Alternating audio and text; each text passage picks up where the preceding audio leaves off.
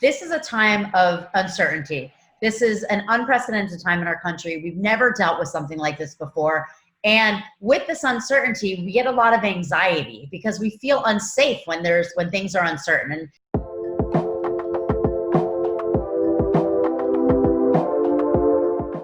hi, everybody. Welcome to our podcast, The Stamp of Approval.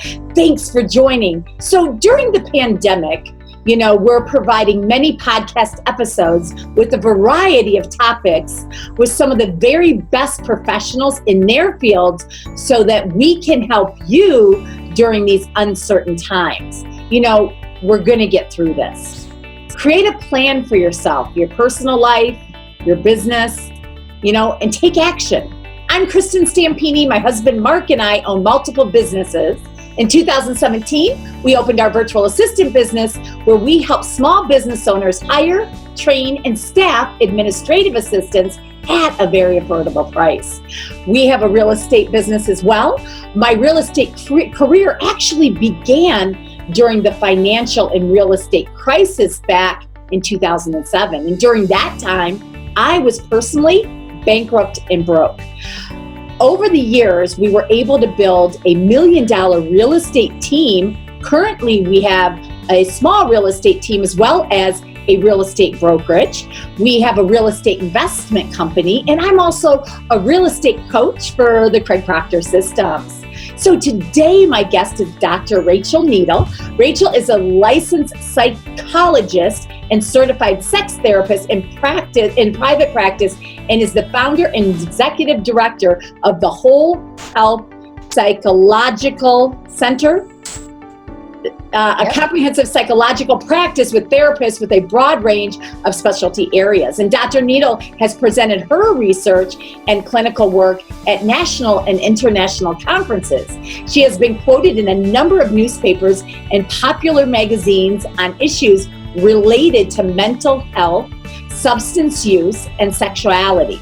So today, Dr. Needle will discuss how to stay connected and emotionally healthy and reducing anxiety during these uncertain times. Welcome, Rachel. thank you so much for having me, Kristin. Oh, thank you so much for coming back. So last time I did this, I forgot to record. Take two. Yeah, take two. So welcome back. So let's start with, tell me what you're seeing today that's different in your normal practice. What are you seeing? So we're seeing an increase of anxiety, fear, and depression. So this is a time of uncertainty. This is an unprecedented time in our country. We've never dealt with something like this before. And with this uncertainty, we get a lot of anxiety because we feel unsafe when things are uncertain. And we've known that. It arouses our stress response. So for many people during a time like this, it's not just the uncertainty, but it's also so much change, right? So change itself will cause anxiety. So we're changed. We can't see our family and friends. We can't even leave the house, some of us, right? Loss of income, so much change that we are seeing increased anxiety for so many people. So it's scary. Right. And how about, even when you're talking about so much change, think about either people are staying home with their kids, right, and having to homeschool, yes, which they aren't used to, or their kids are online, but they're having to help more, or maybe one spouse has a job, one doesn't, or both don't, and both working from home.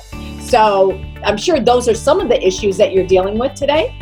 Oh, for sure. It's a lot. It's a lot on people, whether you're still working or you're not, having your children at home or having this change in lifestyle can be really tough for people. So I think that we're seeing a lot of people trying to figure out what their new normal is, trying to cope with their new normal. And even people that may not have had any issues previously are struggling too. So there's a lot of things that we can do. And I know you're going to ask me about that, so we can talk about that as well. Go right ahead and jump into it. Okay. So, for a lot of people, we have to work on our mindset. So we can acknowledge that, we're having these negative emotions and that we're struggling, but try to do so without judgment, right? Because you can't avoid the thoughts. They're going to be there, and it is absolutely normal to have them at times. But, try to practice mindfulness, stay in the present moment. Don't judge yourself for having them. Let yourself have the feelings and then choose to shift.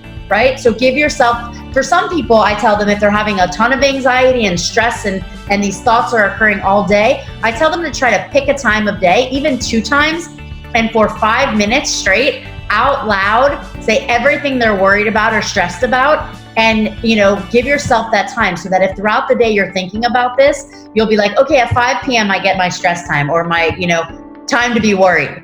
Also, a lot of people will do things differently now and not structure their day. So they may have lived a very structured life before with going to work, and they might have gotten up to work out, had their routine, but they're not doing that now. I say it's really important to create structure. It may be a different type of structure, but make sure you still have your schedule, make sure you still have your routine, and stick to them.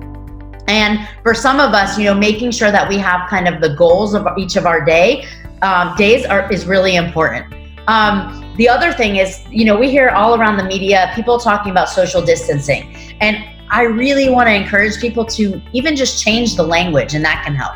This isn't social distancing, right? We're being social right now. I'm talking to you. I see you. We're being social. This is physical distancing, right? So I'm not in the room with you. I'm not looking at you. But make sure that you're maintaining connections with your friends, with your family. Do Zoom calls like, we're doing Zoom now. Schedule something every day for like a tea or coffee time with somebody. A fun big Zoom once a week with a group of your friends from, a time in your life. So make sure that you're continuing to stay social, because for most of us, that is incredibly important for connection and for feeling good and connected in our life. So I also tell people, make sure you're taking care of yourself. For, some of us that means different things, but make sure you're eating healthy and exercising and doing different things that will help boost your immunity. Especially at a time like this when what we're fearful about is getting sick.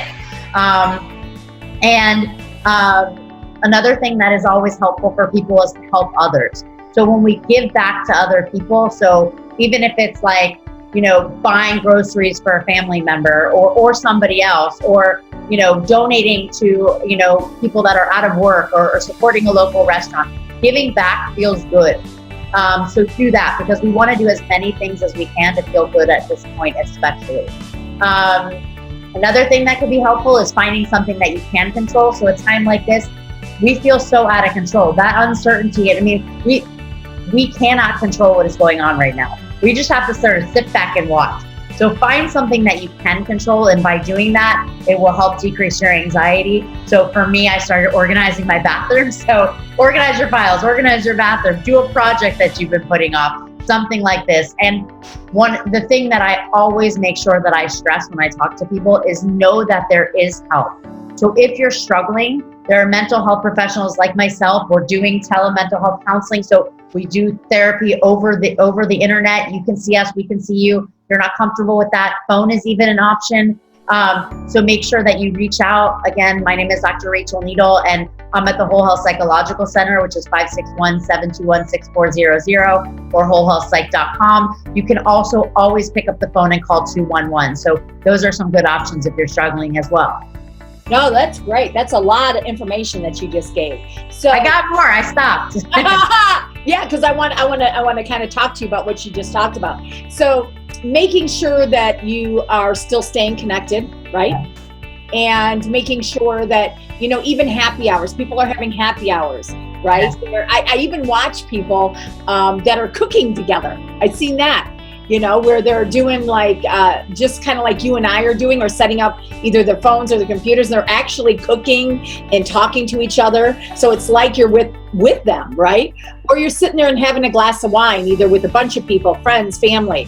But staying that connection. When people are depressed, it's tough to even get out of bed sometimes, right? Absolutely. And there's different types of depression. If we're talking about major depressive disorder, that is definitely something that some people struggle with. And it's not, other people want to say it's not motivation. That's not what it is, right?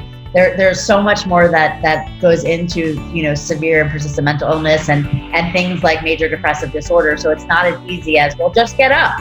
Yeah. So you want to make sure that you're monitoring that. And if you're struggling, make an appointment with someone like myself. We can also determine if you should make an appointment with a psychiatrist, and maybe medication would be helpful. But, at least try to do one thing a day for yourself and continue to try to stay connected. So even if you're in bed and you make a phone call, to a friend. I always think that, we're going to get through this. It actually could be a lot worse, than it is. I mean, fortunately, it's not, it's not good, obviously, with people losing jobs and so on and so forth, but it could be, I try to look at it as very optimistic and say, hey, we're going to get through this. It's only been a month. Look at the different wars we've had and the years and years of depression we've gone through.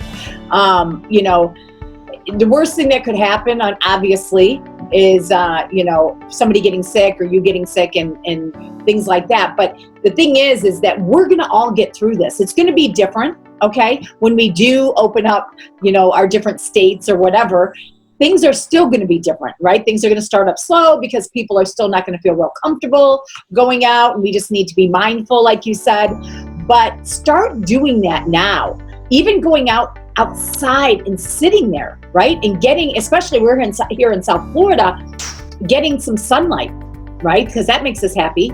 Really important. Vitamin D. Yeah. And we're very lucky. I feel so fortunate, right? So we can go outside. And I think a lot of places in the country are beginning to be able to at least do that, just at least for a few minutes. But yeah, if you can get outside, if you can go for a walk where there aren't other people around, because now they're saying, still be careful with the air droplets outside. So make sure you're safe. If you need to wear a mask, wear a mask. If you have your own kind of backyard or balcony, get out in that, because it does really help with our mood when we have that fresh air.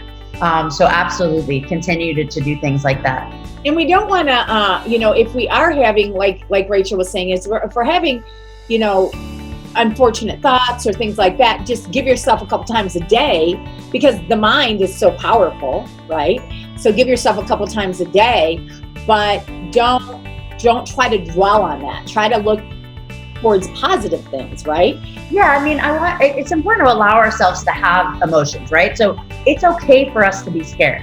I'm scared, right? It's a scary time, but make sure that you are, having those emotions and then working on shifting so that you allow yourself to have them, acknowledge them, don't judge yourself for having them, and sit in them for, don't sit in them for 3 hours. If you want to give yourself, 15 minutes to do it, then give yourself 15 minutes, but then shift. Right. And you have to choose to shift. And I've been in my pity party, and of course I'm scared too. It's affected just about everyone's business except for, of course, Amazon and, maybe Costco and some of the... I saw. Yeah, Walmart, exactly. But it's affected most businesses. So we're all scared to a certain extent. But what I try to do is I try to have a daily routine, which you talked a little bit about. So can you expand on that, on a daily routine? Yeah, it's really important to give yourself basically purpose, and to make sure that you're structured, because otherwise, we could stay in our pajamas all day if we don't, if we wanted to, even if we are working. You could go, just kind of move from room to room or not even get out of bed for hours. And that will tend to make us feel worse. I'm not saying you can't stay in bed one day and have a day, where you relax. Great. But most days you should be trying to schedule yourself so that you feel more regimented, so that you have purpose, so that you feel like you have goals in mind, and that you're doing things that will make you feel good about yourself and distract you. We want to stay, we want to stay in the moment at times. And then sometimes we want to be able to do things that allow us to not be thinking about what's going on in our world. Because the fear is very real, because it's about loss of income. It's about change. It's about family members. It's about health, right? Not everybody will survive. That's a fact. We have people dying every day, and that is one of the scariest things to think about.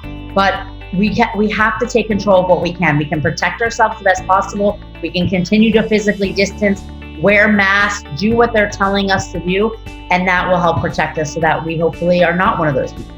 Yeah. And then, reducing anxiety. What else can we do to reduce anxiety? Because people are obviously a lot more anxious today. Yeah, so there's a couple of techniques we can talk about that people can work on at home. And one is one that I think people are very familiar with, called diaphragmatic breathing, where we breathe from our diaphragm. So really, when you inhale, your diaphragm should kind of expand, and when you exhale, it should go back in. So I tell people to breathe in through their nose, watching their diaphragm expand to a count of 5. Hold it for a count of 3, and then exhale for a count of 5. So So practice doing that a couple times a day, even when you're not anxious, just to sort of get your body used to it. And over time, our physiological response will change if we continue to do that. So that can be really good for reducing stress. Other things include grounding techniques. One grounding technique is just about kind of sitting in your chair, wherever you're sitting, and starting at your feet and working your way up, noticing things, how your feet feel, how your feet feel on the floor. Then how the rest of your body feels, what you smell, what you taste, what you hear. One grounding technique is actually also, I think we talked about it last time, the 5, 4, 3, 2, 1 grounding technique, where you name 5 things around you. So maybe I see something, a spot on my wall, or a basketball sitting on my counter. I actually have one, so don't think that's crazy. I'm in my office and I have a signed Heat basketball. Oh, do you really? I do. Actually, it is from a live auction event from a charity event I went to, and actually it was purchased for me by a friend of mine. So she really wanted to buy something else, and I had already bought everything I was going to buy, and I said, that's awesome, and she bought it for me. So I'm very lucky to have it. It's actually one of our congresswomen who bought it for me, that I'm friendly with. Do you have Dwayne Wade or LeBron or Bosch or any of them? Unfortunately, no. Oh. Not any of them, but I'm very happy with the players. Oh, that's cool. That's really awesome. So name the 5 things around you. Describe 4 things that you can feel or touch around you. So like I mentioned, the ground under your feet, or even, my hair on my neck and my chest right now. Listen for 3 things you can hear. So I hear, the lawn being mowed behind me. I don't know if you hear it. I hope not. Sorry. Maybe your stomach rumbling if you're hungry.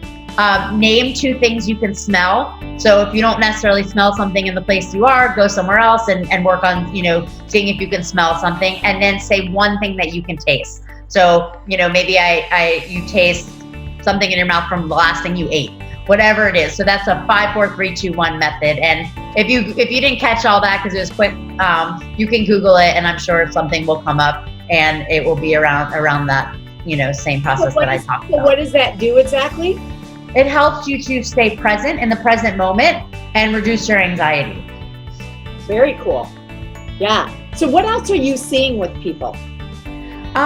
So, we're just seeing for people that have experienced, who have a trauma history, we're still continuing to see this impact them in similar ways. And for others, this is a traumatic event. So we're seeing some of those trauma responses as well, especially in people, who have a family member or a friend or somebody who has, had coronavirus, and even some that, have lost people as a result of coronavirus. So, wow.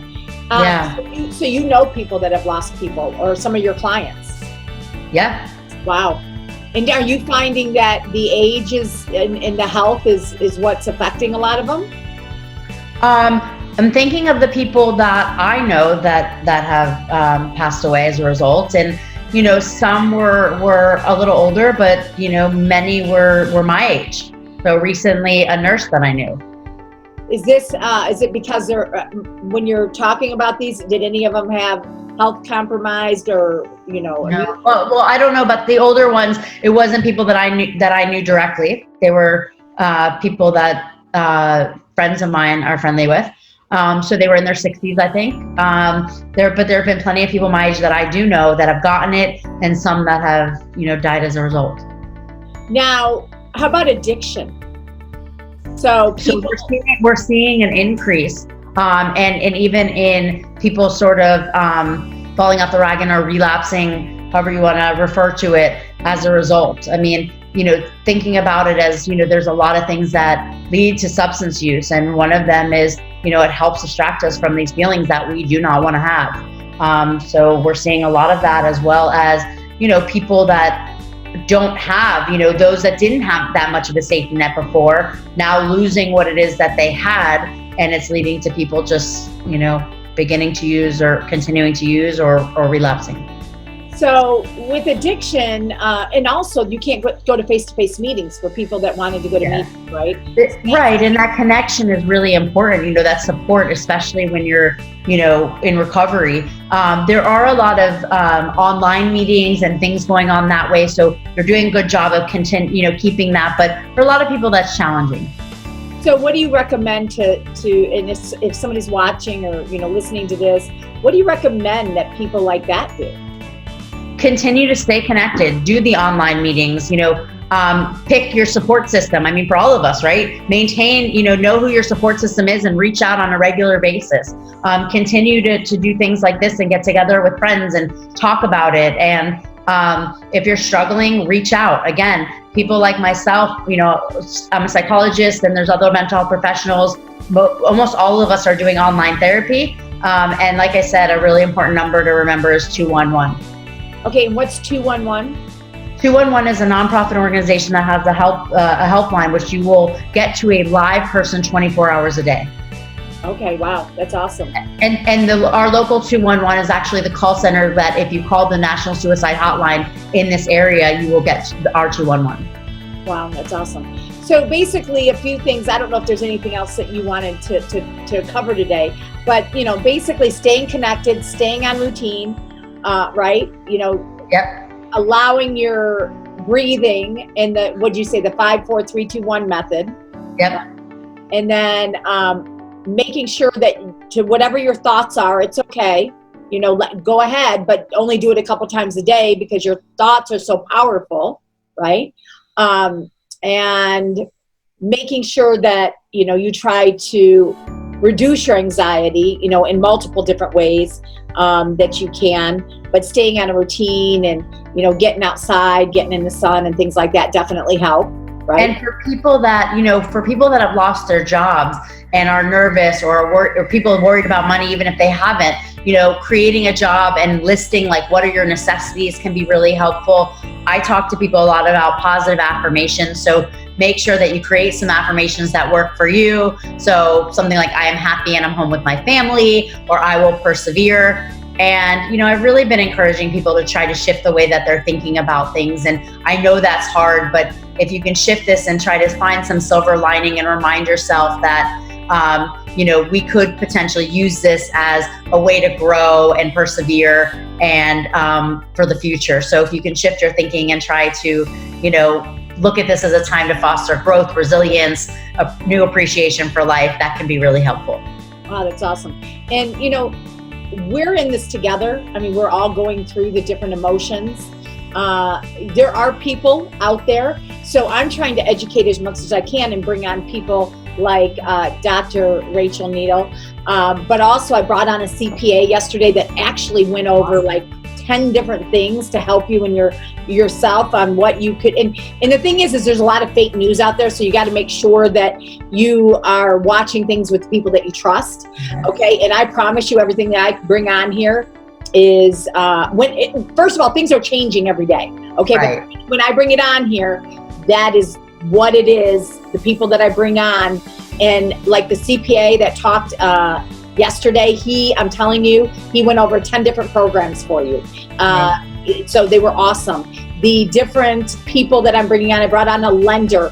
I'm going to bring on another attorney who is going to talk about the, forbearance and, what he sees in, real estate and such. And then I had an attorney on and she talked about, missing rent payments and, what that, so I'm bringing on earlier today, I had a different doctor on. So I am bringing on so many different professionals, therapists, doctors, CPAs, attorneys, whatever, to help all of us out there to educate and to make sure that we know our options and the things and how to handle it. Because none of us have ever been through anything like this before. And it's us all. Oh, for sure. And information is, something that will help us, right? So information educating us will help us to feel more safer and less anxious about what's going on, right? The more information, well, I don't want to say the more information, the better, because one of the things you said, reminded me that, limit your media and social media take it. So you can't sit there and just watch all day, and because it's just too much, right? We can't handle that much. And like you said, things are changing all the time. So make sure that you limit your exposure to media and social media during this time, and get information, but know your sources. Like you said, get the right information, update yourself, but don't become obsessed with the different changes and what you're doing. Do what you can to stay safe and to stay sane. I mean, I guess. Yeah, exactly. And to stay sane, we're all trying to stay sane. Possible. My Lord. So Dr. Needle, so one of the things is she's such a giver at everything that she does. And, if you guys are really struggling and everything else, first of all, she's going to give you contact information to reach out to them. They, at this time, if you're really, really struggling, they're billing people on a scale or not, you can talk. Well, yeah, we always work at my Whole Health Psychological Center, the practice, our goal is to never turn anyone away. So we always work on a sliding fee scale, but we are not turning people away. So if someone can't pay, it's not a problem. We're going to make sure that you get the help that you need. Wow, which is amazing. Okay, that's awesome. So I'm bringing on too is, talking about having free consultations or helping or whatever. And that's what we're all about. And just like what you talked about earlier, the thing that I like to do probably the most out of anything I do is give back. Giving back is what my soul. So, and that's what you're talking about too. And that's why I do these podcasts as well. Yeah, and you're a giver too. I mean, I think that's one of the things that connected me to you, when you're like attracted to somebody with, based on I think that's one of the things, you do have such a big heart, and I love that you're doing this. Well, thank you. And tell us your information again. Sure. So Dr. Rachel Needle, 561-721-6400. You can also look at our website, wholehealthpsych.com, and reach us at 561-721-6400 again, or wholehealthpsych@gmail.com. Awesome. I also have a website, drrachel.com.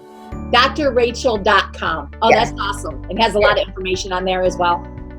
There's some, and I'm starting to write some blogs there as well about different things associated with the coronavirus. So don't wait, don't wait. Make sure you're reaching out. Make sure you're doing these things. And, I really appreciate you joining our podcast today, Rachel. And thank you. Thank you for having me. Absolutely. Thank you, everybody. Have a great day.